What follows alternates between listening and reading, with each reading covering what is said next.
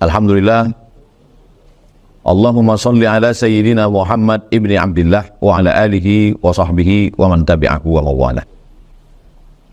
Yang sama-sama kita hormati Bapak Ketua Pengadilan Tinggi Riau, Bapak Ketua Pengadilan Negeri Pekanbaru, Bapak Wakil Ketua Pengadilan Negeri Pekanbaru, Yang Mulia para Hakim Pengadilan Negeri Pekanbaru, pejabat struktural dan fungsional Pengadilan Negeri Pekanbaru, serta seluruh pegawai karyawan dan karyawati Pengadilan Negeri Pekanbaru.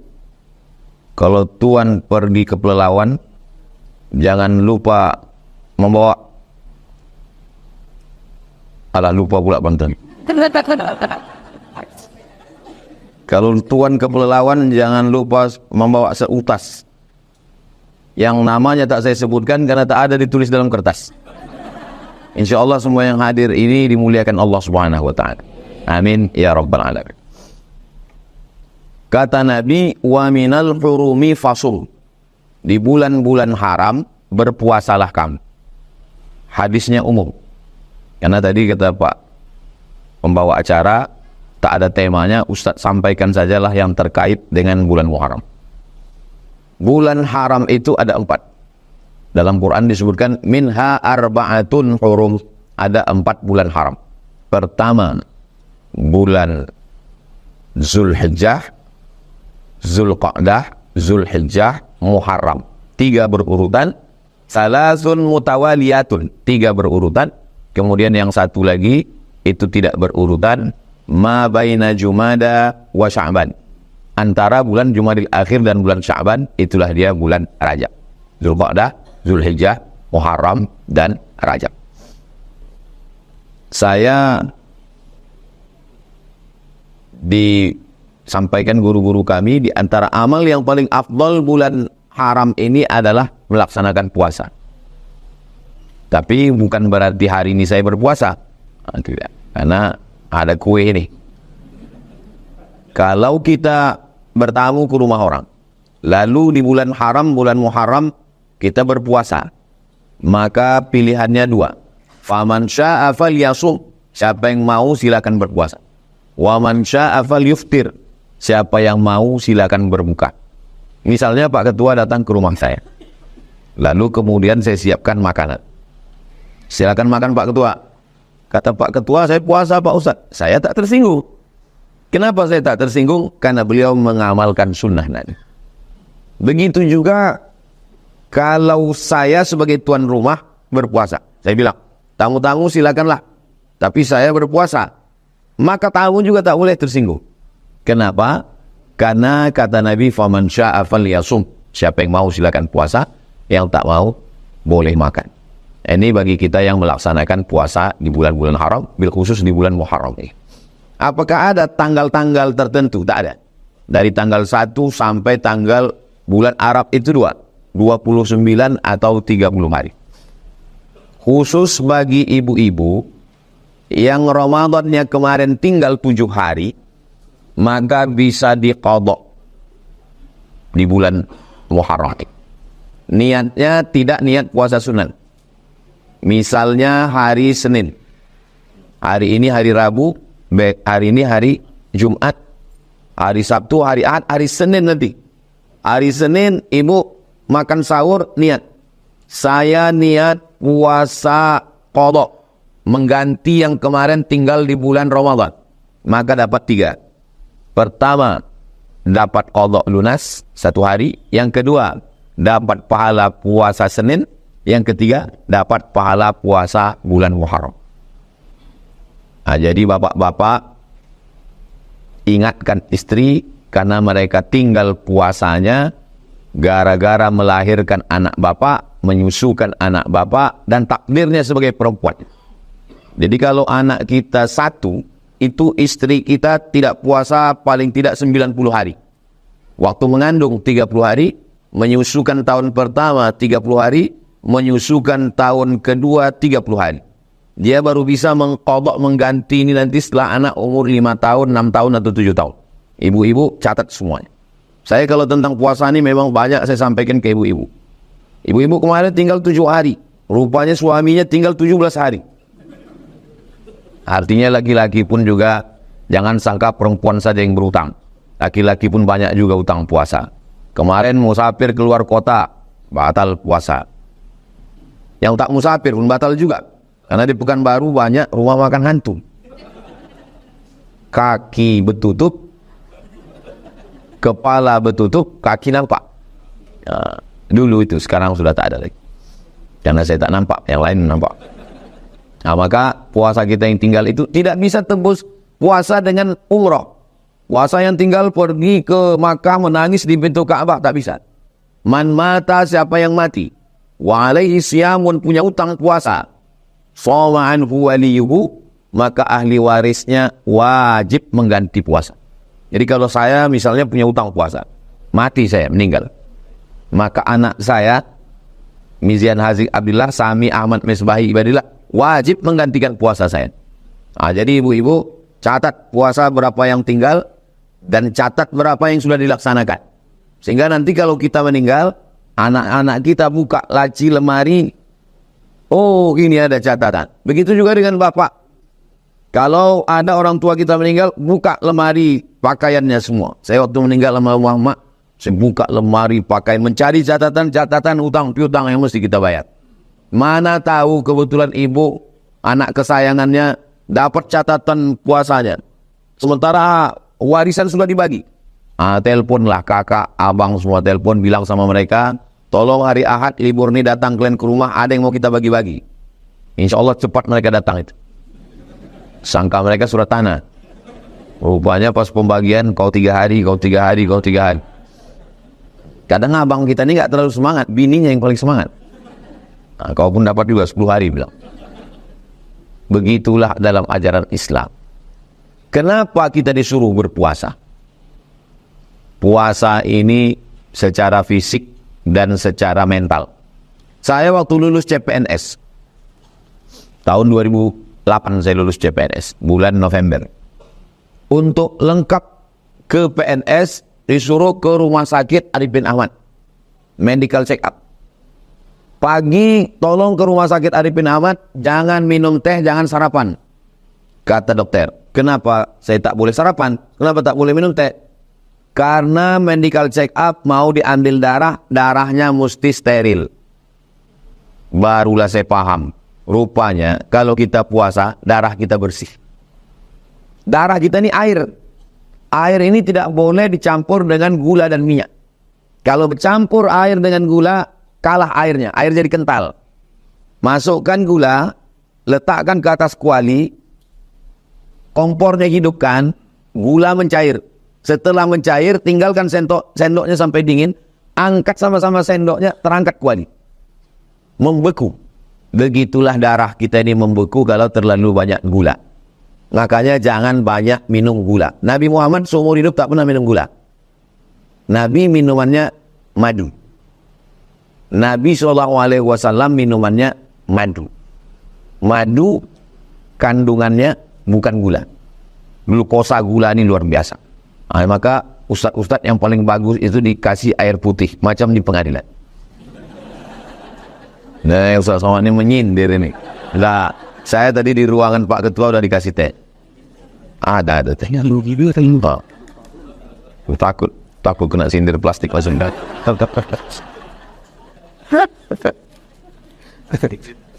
Memang hebat Datuk Perpati memakai sungkup. Kenapa Ustadz Somad tidak mengambil kue? Karena piring masih bertutup. Pantunnya udah siap tadi. Bapak-ibu yang dimuliakan Allah Subhanahu wa ta'ala, dua yang merusak darah kita ini, yang pertama gula, yang kedua minyak. Minyak itu kalau sudah masuk ke air rusak. Begitulah kalau minyak masuk ke darah kita. Dan kita di Pekanbaru ini begitu buka mata langsung makan minyak. Mana dia? Katupe gulai paku. Minyak. Siangnya pula makan rendang, minyak. Maka malamnya lagi makan minyak. Rata-rata makanan kita ini bersantan, berkelapa, minyak, kolesterol. Tapi kalau kita puasa, maka insya Allah sehatlah badan kita. Oh, jadi barulah kami paham. Ternyata rahasia slimnya Ustadz Somad ini karena banyak puasa sunat. Banyak jamaah yang ngomong gitu. Saya bilang, saya tahulah, ini sahabat-sahabat saya banyak datang dari Yayasan Tabung Wakaf Umat. Ketuanya Ustadz Al-Nofdinar, dan dari Basnas kita Ustadz Jamaluddin. Mereka ini tahu bahwa saya jarang puasa sunat. Jadi kalau ada yang bilang, kenapa Ustadz kurus? Ini bukan karena puasa, memang sudah takdir. Ada jamaah kita dokter. Jadi kata Pak dokter ini, Ustadz, saya lihat Ustadz terlalu kurus, coba Ustadz minum susu kental manis. Biar gemuk, biar agak berwibawa sedikit, kata dia. Berapa kali Pak dokter? 3 kali sehari. Pagi 1 saset, siang 1 saset, malam 1 saset. Saya beli 90 saset. Saya minum sebulan. Sesudah sebulan saya timbang, tak naik. Pak dokter, sudah saya coba. Dokter ini tinggal di Batam. Berapa kilo naik Pak Ustadz? Tak naik. Saya bilang kalau begitu udah takdir Pak Ustadz. Jadi hidup ini sebetulnya tidak berat. Yang berat itu adalah memikirkan cakap orang. Kurus kita dibilangnya kita susah. Apalagi kita kerja di kantor pengadilan. Dia bilangnya banyak kali penderitaan kau, kata dia. Gemuk kita dibilangnya kita korupsi. Apalagi kita kerja di kantor pengadilan. Banyak juga duit haram di situ ya, kata dia. Dan serba salah. Makanya yang paling susah dalam hidup ini adalah memikirkan cakap orang. Dulu kalau kita kunci kamar kita, kunci pintu pagar rumah, kunci kamar, duduk kita di rumah, kita tak mendengar cakap orang. Zaman sekarang aneh. Kita kunci pagar rumah, kunci pintu rumah, kunci pintu kamar, duduk kita di kamar, pun di komen orang. Di mana? Facebook. Dulu kita di rumah, tak jumpa sama orang, hari Sabtu, hari Ahad, tetap kita membaca komen orang. Instagram, Facebook, TikTok. Ustadz kok tahu? Saya begitu. Saya hari Selasa, Rabu, Kamis di rumah. Tak ada tamu, duduk saya di rumah, menengok. Tetap sakit kepala saya membaca komen. Tapi kami tengok di komen-komen Instagram Ustadz itu tak ada Ustadz balas. Memang saya tak membalas. Kenapa? Karena saya tak tahu passwordnya. Yang tahu password itu admin. Mereka ini tahu.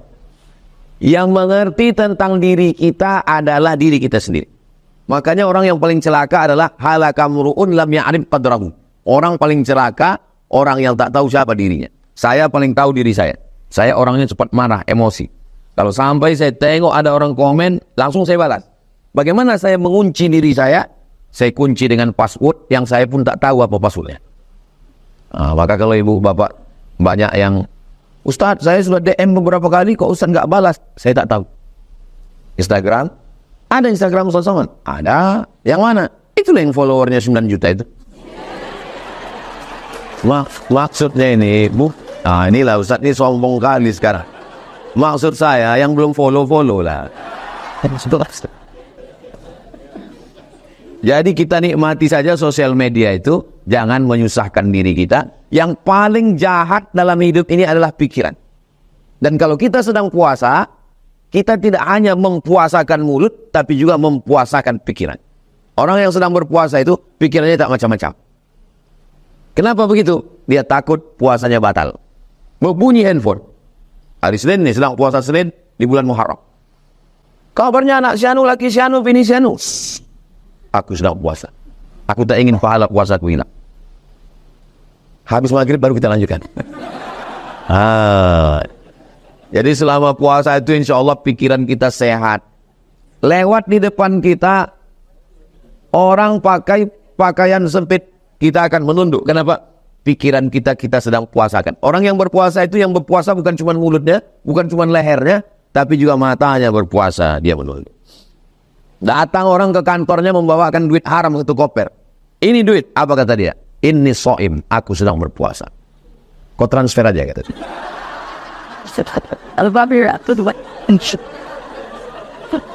Pantang saya nengok duit haram nih. Orang yang sedang berpuasa itu adalah, perasaan saya, sudah berapa kali saya tausiah ke kantor pengadilan negeri. Disitulah saya sedang menguji kejelian Bapak dan Ibu sekalian. Ini kunjungan saya yang kedua. Jadi Ustaz pernah kemari? Saya pernah kemari. Tapi saya kemari bukan ceramah. Saya ditangkap polisi. Mau cepat, pas di depan mall SKA itu, membelok saya, putar. Tak boleh putar tun, tak boleh. melok saya. Prit, kata polisi di depan. Apa nggak tahu sini nggak boleh mutar, kata dia. Saya bilang nggak ada tandanya Pak. Ada, mana itu? Saya tengok, rupanya tanda itu rabun. Udah kabur, udah tulisannya. Ada gambarnya, di gambar pancing. Gini, tak boleh lewat. Tanyanya, mau di sini apa pengadilan? Saya takut kalau di situ dibawanya duit itu nanti ke rumah. Kalau saya bayar di situ, ini Pak, dibawanya duit itu ke rumah. Bininya membelikan ke beras. Beras itu ditanak jadi nasi. Nasi itu disuapkan ke anak. Anak bininya makan haram, masuk neraka. Ayyuma lahmin, setiap daging di badan. Nabata min haramin, tumbuh dari yang haram. Fannaru aulabi, tempatnya api neraka. Masuk neraka dia, pas ditanya sama malaikat, kenapa kau masuk neraka? Gara-gara makan haram. Kapan makan haram? Makan nasi haram. Dari mana duitnya datang? Abdul Somad. Kena juga saya. Maka ditanyanya, mau bayar di sini atau pengadilan? Saya bilang pengadilan. Tapi nanti Bapak bayar pengadilan, harus cuti 1 hari. Enggak apa-apa, saya siap pengadilan. Itulah saya tahu. Ingat saya di sebelah sini sidang. Gitu saya. Waktu itu saya bayar 70.000. Saya kalau duit keluar nih ingat aja saya. Sidang waktu itu, lupa saya tahun berapa. Waktu itu belum viral kali. Bapak Ibu yang dimuliakan Allah Subhanahu wa taala, jadi langkah rezeki pertemuan maut itu ketetapan Allah Subhanahu wa taala. Kadang kita tak mau jumpa, kita dipertemukan orang. Kapan itu? Itulah waktu saya pertama datang kemari. Tak mau saya jumpa, tapi terjumpa juga karena tertangkap itu. Hari ini kita jumpa, Masya Allah, Tabarakallah. Berjumpa kita di pengadilan negeri, pengadilan tinggi, pengadilan negeri Pekanbaru. Insya Allah berjumpa kita sekali lagi di surga Jannatul Firdaus. Syaratnya mati. Tapi sementara malaikat maut itu datang, kita sempat-sempatkanlah beramal di sini.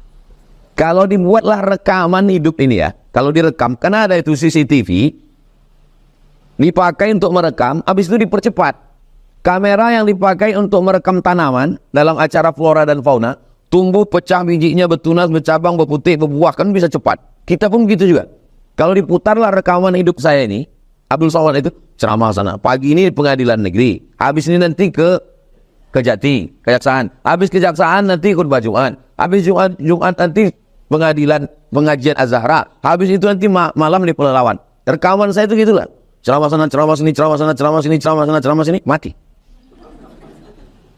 Bapak-bapak, ibu-ibu yang mulia hakim itu begitu juga kalau direkam. Mati. Semukul palu aja dia. Jadi kalau dipercepat, itu beda-beda tipis antara tukang sama hakim.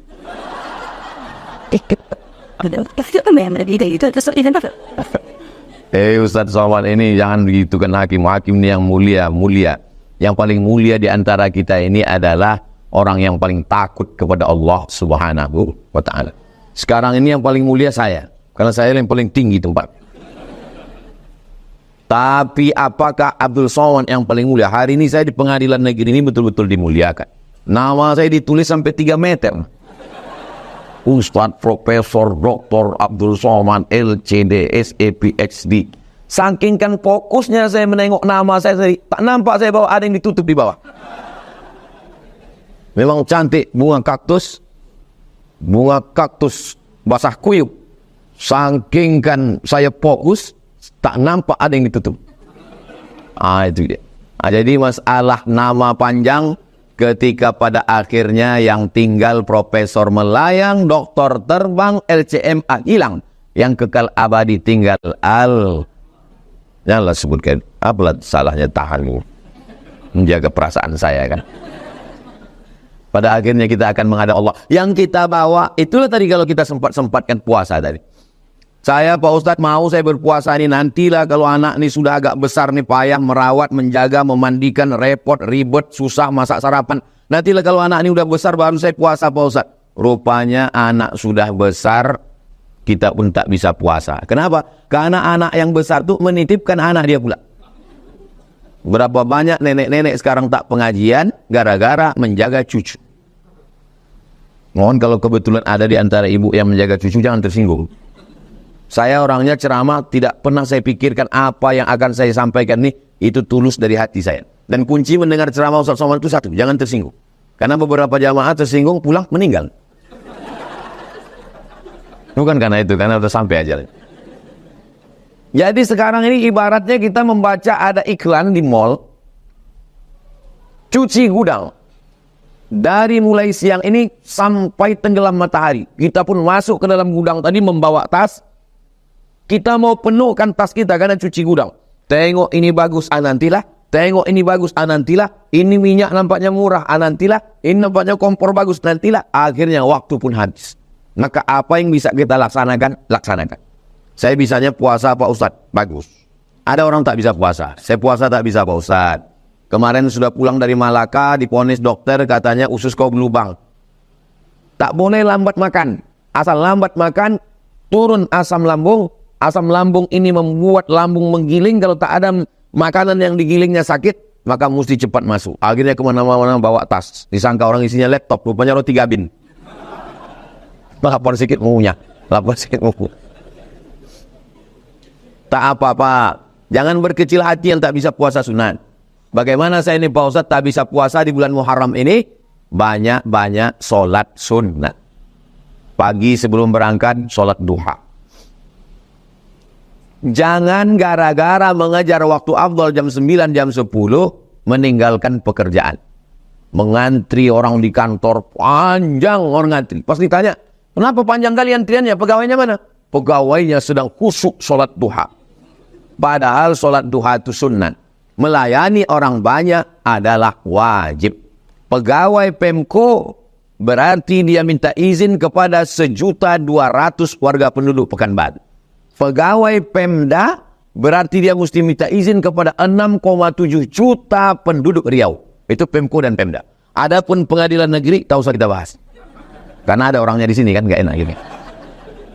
Begitulah kita akan dituntut nanti di hadapan Allah Subhanahu wa taala. Jadi kapanlah kami sholat duha itu Pak Ustadz? Pagi. Sekarang waktu terbit matahari untuk Pekanbaru jam 6.15. Lewatkan 12 menit.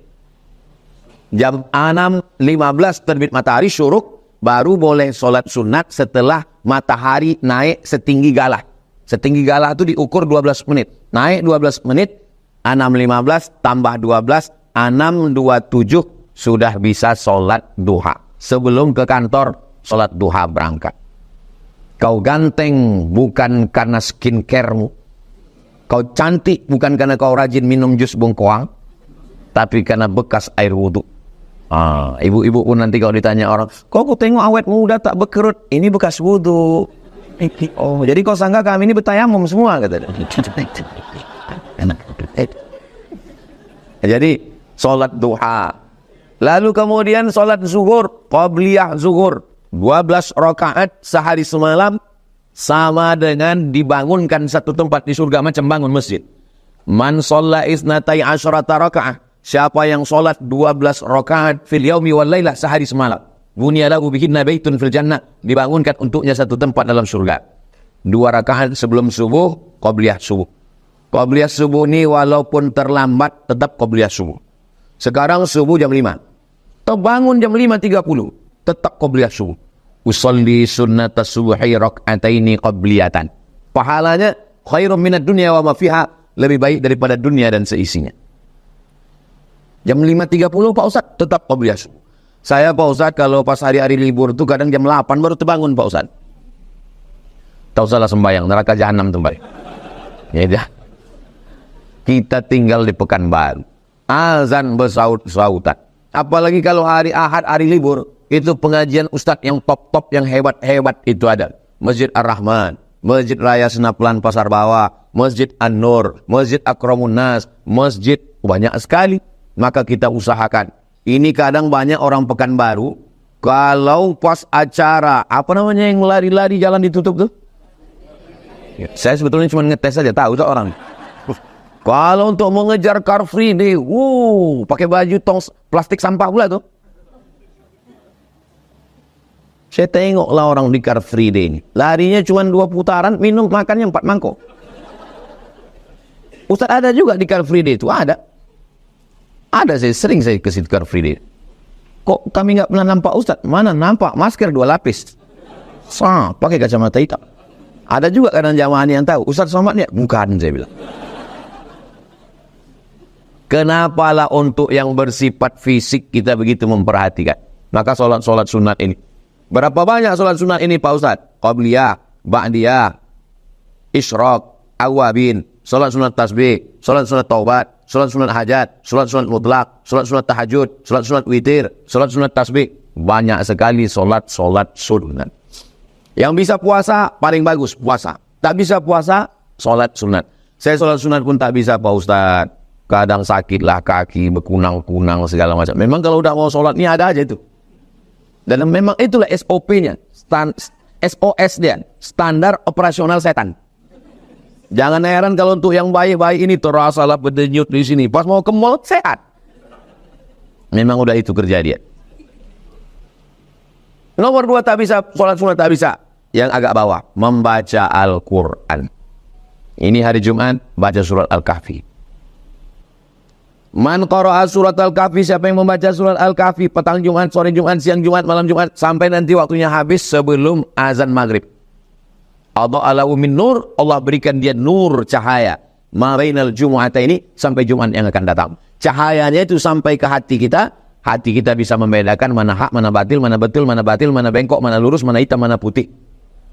Saking banyaknya orang batil berkata betul, akhirnya orang betul merasa batil. Betul apa batil? Batil apa betul? Betul, batil, batil, betul. Lama-lama ditanya, kau betul apa batil? Entah, aku tak tahu. Entah aku betul, entah dia batil. Maka untuk menerangkan hati kita, itulah kita mesti banyak. Malam Jumat, baca Yasin. Man qara'a Yasin fi lailatin, siapa yang baca Yasin pada suatu malam, asbaha maghfuran lah. Subuhnya dia sudah diampunkan Allah Subhanahu wa ta'ala. Tak sanggup saya baca Quran Yasin panjang Pak Ustadz. Zikir 10 habis subuh, habis maghrib. Habis subuh awal hari, habis maghrib awal malam. Istighfar, Al-Fatihah, Qul huwallah, Al-Falaq, An-Nas, pangkal Al-Baqarah sampai wa ulaika humul muflihun. Ayat kursi, lillahi ma fis samawati, tutup dengan la ilaha illallah, afdhalu zikri la ilaha illallah, tutup. Tak sampai amal kita tidak berselawat, ditutup dengan Allahumma sholli ala sayyidina Muhammad. 10 amal ringkas. Karena keterbatasan saya, buku yang bisa saya kasih tentang amal yang 10 tadi, tapi sebenarnya bisa diingat. Yang saya tuliskan itu dalil-dalilnya. Tadi ada saya disampaikan oleh Ustadz Al-Nob ke Pak Ketua Pengadilan Tinggi dan Pengadilan Negeri. Tapi sebetulnya boleh dikopi. Jadi Bapak Ibu kalau dikasih Pak Ketua nanti minjam, boleh dikopi. Ustadz Al-Nob nanti kasihkan satu ke pegawai kita, biar dikopi, dibagikan. Boleh kami kopi buku Ustaz nih? Saya bilang boleh. Asal jangan di sampulnya itu dibuat coblos nomor, itu tak boleh. Maka dibagikan sebagai amal jariah supaya mengalir pahalanya untuk kita semua insya Allah. Amin.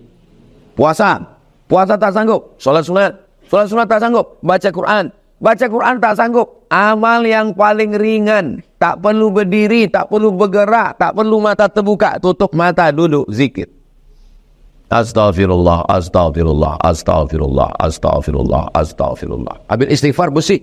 Setelah bersih, Allahumma salli ala sayyidina Muhammad wa ala ali sayyidina Muhammad. Setelah berselawat, afdalu dzikri la ilaha illallah, la ilaha illallah, la ilaha illallah. Berzikir kalau bisa dihitung, biar tahu kita udah berapa jumlahnya. Cari tasbih yang ujungnya ada mata 10. Kalau sudah dapat 1, 100, 200, 300, 1000. Saya Pak Ustaz tak mau pakai tasbih yang pakai mata begitu, malu nampak orang. Saya pakai tasbih digital macam cincin. Bagus. Pelan-pelan. La ilaha illallah. La ilaha. Karena saya kadang heran juga orang pakai tasbih yang digital ini. Cepat kali tangan dia saya tengok. Apa zikir kawan? Pergi umroh membeli tasbih 100. Habis semuanya untuk tamu. Tinggal 1 digantungkan di mobil. Judul ceritanya ketika mobil bertasbih. Mobil bertasbih, yang punya mobil masuk neraka. Ambillah tasbih dari mobil itu. Bilang sama mobil itu, mobil udah 11 bulan kau bertasbih. Untuk bulan Muharram nih kau izinkan aku ya. Nanti Rabiul Awal ku balikkan lagi. Bertasbihlah. Subhanallah wa bihamdihi subhanallahil azim. Gak bisa berzikir Pak Ustaz. Kami di kantor Pengadilan Negeri Pekanbaru ini melayani banyak orang. Yang berzikir hati kita. Pas datang orang, ya kita tanya, apa keperluannya Pak? Bapak sidang nomor berapa? Ini kemarin tertangkapnya apakah macam Ustaz Somad kemarin? Tanya. Ya mesti gara-gara itu pula. Saya tidak mau gara-gara tausiah ini besok semua orang komplain. Gara-gara Ustaz Somad ceramah di kantor pengadilan negeri itu pas kami mau urusan kemarin tanya, sidang saya kapan? Subhanallah walhamdulillah wala ilaha illallah wallahu akbar. Biasa aja. Pas ada orang ngobrol kita sama orang cerita. Pas tak ada orang baru kita berzikir. Ini kadang orang ini terbalik. Pas ada orang di situ dia menunjukkan zikir. Astagfirullah. Pas tak ada orang main game online ya. Kita tuh justru berzikir pas tak ada orang, itulah kita berzikir. Kalau ada orang jangan tunjukkan. Kalau menunjukkan itu syaratnya riya. Menunjukkan riya. Kalau mendengarkan namanya sum'ah. Pas tak ada orang sholat sunat, iftitah Fatihah ayat satu napas. Imam apa yang kau ikut ini? Imam Valentino Rossi. Tapi pas giliran ada orang, ada acara di masjid, di musola, rakaat pertama Yasin. Itu namanya riya, menunjukkan amal. Ada orang yang tidak riya, tapi menceritakan, namanya sum'ah. Sum'ah itu memperdengarkan, dari kata sama artinya mendengar. Alhamdulillah tadi malam bisa 11 rakaat. Sebelum tahajud itu orang meluruskan kiblat, meluruskan wudhu. Dia tidak meluruskan kamera, streaming. Hai guys, tahajud dulu ya. Boleh memposting, boleh. Postinglah hadis. Sempat-sempatkan beribadah. Sampai masanya nanti kita sempat tapi waktu sudah tak ada. Baik. Tapi kalau gara-gara itu rusak amal kita, ini zikir, ini amal yang paling utama. Kenapa kita disuruh berzikir? Karena sampai masanya nanti kita sendirian di ruang ICU, tak ada anak cucu menantu, disitulah zikir itu datang. Orang yang sedang berada di ruang ICU, tak bisa mendengarkan ceramah, tak bisa sholat, siapa yang menemani dia? Zikir. Apa yang paling sering kita cakapkan, yang sering kita ucapkan, yang sering kita dengar, yang sering kita pikirkan, yang sering kita renungkan, itulah yang akan datang waktu kita di ruang ICU. Ustaz tahunya dari mana? Tahu dari pengalaman beberapa jamaah. Jamaah ini diponis, kata dokter Cipto Mangunkusumo, bawa pulang ke rumah karena sudah tak ada harapan. Kalau sudah dokter bilang suruh bawa pulang ke rumah tak ada harapan, itu artinya siap-siapkanlah ayam untuk tahlil malam ketiga. Tak ada lagi itu. Ibu kalau sudah dokter nanti ngomong ke ibu, Bu, bawa pulang ke rumah, siap-siapkan. Cari memanglah surat tanah. Kenapa lah ibu tersenyum? Pura-pura sedih, kenapa? Jaga juga lah perasaan bapak ini. Walaupun dia tak ada di sini, kawannya kan ada. Rupanya bapak ini pas mau dibawa pulang, tiba-tiba terbangun dia. Dari komanya itu, koma dia. Di rumah sakit Cipto Mangunkusumo Jakarta. Tiba-tiba terbangun dia. Ditanya sama istri, sama dokter. Dokter pun terkejut. Menurut ilmu kami, kedokteran bapak sudah mati. Maka bapak suruh pulang. Apa yang bapak nampak waktu sedang koma itu? Kata dia, waktu saya sedang koma itu, datang orang. Terus apa kata orang itu? Orang itu bertanya ke saya, kapan kau buat tabligh akbar? Siapa orang itu? Ustaz Somad. Saya penasaran. Pas kami buat acaranya di Maninjau, saya jumpai bapak itu. Betul bapak koma di rumah sakit Cipto Mangunkusumo. Betul Pak Ustaz. Bapak yang buat acara tabligh akbar kau pulang bersama ke kampung. Yo. Betul bapak nampak saya waktu koma itu. Betul Pak Ustaz. Apa kata saya? Ustaz bertanya, kapan tabligh akbar? Lama saya menung. Jangan-jangan saya sudah wali saya ini. Saya ini orangnya rasional. Kenapa dia bisa ingat saya? Alhamdulillah beberapa jamaah yang ingat saya ini 3. Anak-anak, bapak-bapak, nenek-nenek. Anak gadis belum ada lagi. Jadi pas saya tanya, Bapak kalau pagi berangkat dari rumah ke kantor, apa yang Bapak dengar di jalan? Saya Pak Ustadz kalau di jalan itu saya putar YouTube Ustadz. Oh berarti pagi dia dengar saya. Malam sebelum tidur, apa yang Bapak dengar? Sebelum tidur malam yang saya tonton Ustadz. Istri saya pun nonton ceramah Ustadz juga. Baru saya paham. Memori dia menyimpan di bawah alam sadarnya tentang Abdul Somad. Itulah yang terbawa dia tidur. Jadi jangan heran Bapak kalau pas mimpi, mengigau, mendengarkan bini merepet. Karena itulah memori yang tersimpan. Bapak kalau mimpi, jangan semua mimpi ceritakan ke istri. Karena istri yang setia ini luar biasa. Ada seorang bapak-bapak mimpi, diceritakannya ke bininya. Dek, tadi malam abang mimpi. Apa mimpi abang? Abang mimpi nikah lagi. Apa kata bininya? Kau tidur lagi, mimpi lagi, ceraikan dia dalam mimpi kau.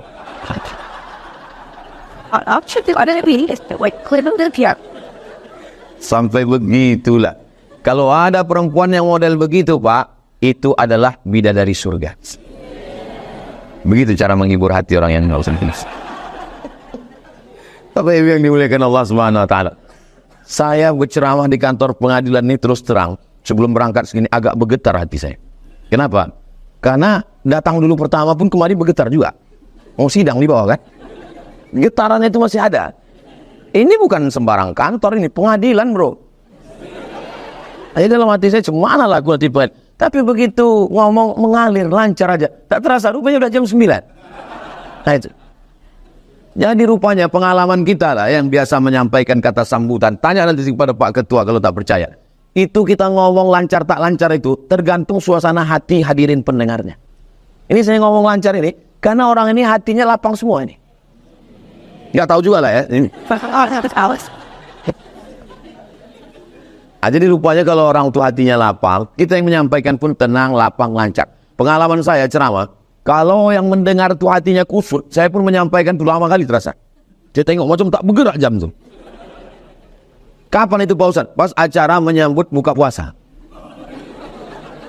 Makanya Ustaz Al mengundang, Ustaz, ada acara kau berbuka puasa. Acara Ustaz lain kecil. Karena pengalaman saya nyambut buka puasa itu lama kali terasa. Suwi tenan Pak. Wis pirang-pirang dino itu. Jadi pas saya selesai tausiah menyambut buka puasa itu saya bilang ke jamaah, saya tadi pas acara nyambut puasa buka puasa itu lama kali saya rasa ceramah. Kata mereka, kami yang mendengarkan lebih lama lagi Pak Ustaz.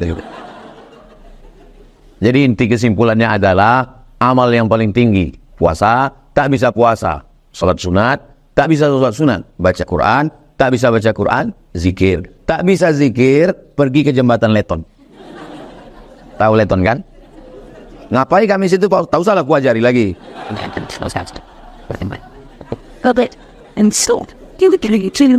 Ada amal yang tak perlu puasa, tak perlu sholat sunat, tak perlu baca Quran, tak perlu zikir, tapi amalnya mengalir tak putus. Apa dia? Sedekah. Itu sudah berdiri pondok pesantren sekarang tahun keempat. Yang mewakafkan tanah di Palas itu tiap hari dapat hafalan Quran 2 juz satu orang. Santrinya 50 orang. 50 kali 2, 100 juz satu hari. Dan anak-anak yang udah hatam Quran 30 juz, berapa orang sekarang? 22 orang hatam Quran, 1 bulan hatam 2 kali, 1 tahun hatam 24 kali, kali 22 orang. Itulah orang yang paling banyak dapat pahala. Diwakafkannya tanahnya 1 hektar. Kenapa Pak Haji wakafkan tanah ini? Ini gaji pertama saya waktu lulus PNS. Lulus di PNS, dibelinya tanah di Palas, ditanyanya istrinya, Adinda, buah hati belayan jiwa, siang dan malam terbayang-bayang, makan tak lelap, tidur tak kenyang. Maukah kau setuju kuwakafkan tanah 1 hektar gaji pertamaku PNS ini? Kata istrinya, wakafkanlah bang, mengalir untuk kita berdua. Jadi rupanya, banyak juga laki-laki mau mewakafkan tanah di Pekanbaru. Tak jadi gara-gara bininya. Padahal kalau kita mati, dijual bini tanah itu. 4 bulan 10 hari cuman dia menanti sendiri. Habis itu dia pun nikah sama Brondong manis. Dijualnya tanah itu seharga 1 miliar. Habis sore-sore naik moge orang tuh. Bunyi knalpotnya. Bertanyalah lakinya yang baru nih ke bini tadi. Ibu jangan tenang dulu, jangan sih. Bertanyalah lakinya nih, bertanya, mana makam laki kau yang dulu yang punya tanah tuh? Tak bisa dia menunjuk pakai tangan, pakai kaki. Itu sana aja tuh deh. Tapi yang mewakafkan, tolong kalau cerita begini jangan ditarik ke diri. Ini maksudnya ceritanya tempat lain ini. Karena kalau bapak tarik ke diri, nanti bapak pulang ke rumah bawaan bapak mau marah aja. Mau marah, kau nanti membonceng dia kan? Ustadz Somad nih cerita dia nih selalu merendahkan. Apa pula merendahkan perempuan? Itu tadi Ustadz bilang perempuan akan menikah lagi. Laki-laki kalau meninggal bininya, itu yang menangis cuma sebelah kanan, Bu. Yang sebelah kiri saya mana?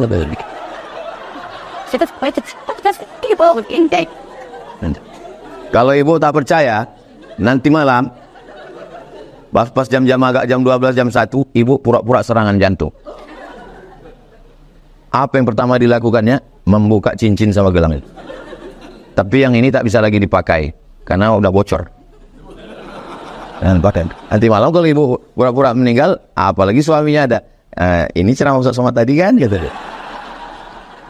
Tuh, kok tahu bang? Kau kan tak kerja di pengadilan, acaranya kan streaming deh, gitu. Kau pikir cuman kau aja yang dengar ceramah Ustaz Somad? Aku dengar juga di channel Ustaz Abdul Somad Official. Subscribe, like, share, and comment. Gitu. Tapi jangan tepuk tangan dulu. Untuk yang pagi ini share-nya di channel Tabung Wakaf Official. Semua duit ibu yang masuk ke Tabung Wakaf Official itu mengalir pahalanya ke Pondok Pesantren Tahfiz Quran Nurul Azhar. Di mana pondok itu Pak Ustaz? Jembatan Leton. Simpang Bingung kan? Simpang Bingung, belok kiri sebelum TPU Kopi. Makanya slogannya, sebelum ke TPU singgah ke YTWU. Kalau sudah ke TPU jangan lagi datang ke YTWU. Karena kami tak mau menerima hantu. Nanti ibu menengok. Asalnya tanah itu 2 hektar. Datanglah orang kaya. Belum lagi masuk dia ke dalam, baru menengok pagarnya aja. Semua orang yang kami bawa ke Nurul Azhar itu, asal masuk ke dalam, macam menengok kucing Anggora. Baru menengok pagarnya, datang dia ke Ustaz Al-Naf. Apa kata dia? Saya terpukau menengok pagarnya. Saya kasih 2 hektar lagi. Itulah kampus 2. Baru menengok pagar, belum masuk ke dalam. Masuk dia ke dalam, 4 hektar dapat. Belum lagi, nanti kan bos. Nah, ibu nanti suami bapak bawa anak-anak ke sana menengok. Anak saya bawa. Anak saya Mezian Haziq Abdillah saya bawa naik ke atas, saya tunjukkan. Nanti kau taman SD, kau belajar pondok ini, tengok ini tempat makannya, ini tempat tidurnya. Bagus, Bu. Bukan cuma yang Islam aja kami bawa ke sana. Bang Daniel Mananta sama istrinya yang orang Jerman itu, kami bawa naik ke atas, menengok dia. Bagus pondoknya Pak Ustadz. Ya. Hampir dia mendaftar. Allah. Alhamdulillah. Mudah-mudahan berkah rezeki kita lewat sudah 5 menit. Saking sedapnya ceramah di pengadilan negeri. Itu yang dapat saya sampaikan. Terima kasih atas segala perhatian. Mohon maaf atas segala kesilapan dan kekhilafan. Kalau ada kata-kata saya menyinggung perasaan Bapak Ibu, mau Bapak Ibu maafkan saya? Alhamdulillah. Lebih baik meminta maaf di sini daripada mencari Bapak Ibu di padang mahsyar. Di padang panjang aja payah kita jumpa. Bagi padang mahsyar. Alhamdulillah. Kalaulah saya ada salah sama Bapak Ibu yang mulia hakim-hakim, Bapak Ketua Pengadilan Tinggi, Pengadilan Negeri, pas di akhirat, kemana saya mau mencari kalian? Bukan senang mencari kalian di akhirat. Pas ditanya malaikat, malaikat, kemana orang pengadilan tinggi sama pengadilan negeri? Kata malaikat, Somad, tak akan jumpa kau mereka. Kenapa gitu malaikat? Mereka ruangnya VVIP. Amin kanlah. Begitu cara saya berdoa. Akhirnya saya tutup dengan pantun karena kita tinggal di bumi Melayu, menangkap puyuh di Bukit Selasih. Thank you dan terima kasih. Di akhir majelis ini mari kita sama berdoa kepada Allah.